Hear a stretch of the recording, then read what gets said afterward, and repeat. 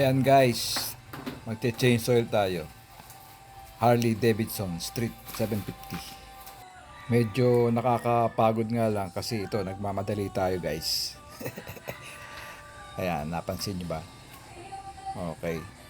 Ang ginamit natin dyan ay ADNOC Voyager MPX 4N 20W50. Yan. Actually yung dati kong ginamit ganun pa rin. Ipapakita ko sa inyo kung gaano kaganda pa rin yung viscosity niya after ng 5,000 kilometers. Okay? So, ayan. Diba? Nakakapagod. Sobrang bilis. Kaya nyo ba yan? So, ito guys yung pinagpalitan. Tumakbo ng 5,000 kilometers. So, mapapansin nyo. Yan. Mapula pa rin siya. Tapos yung viscosity niya napaka lapot pa rin. So halos hindi siya nagbabago, hindi lumalata. Ganyan kaganda ADNOC Voyager guys. Okay.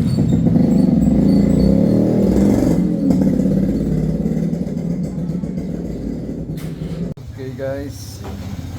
Tapos na. Start na natin.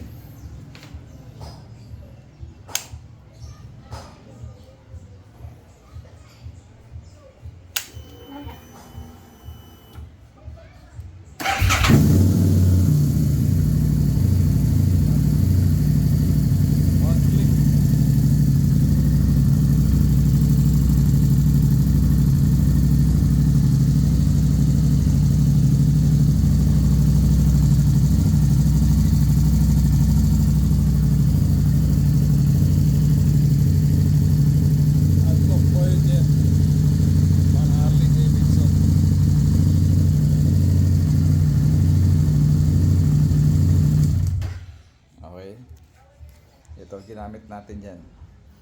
Nakakailang change oil na to. ADNOC Voyager ang ginagamit natin dyan.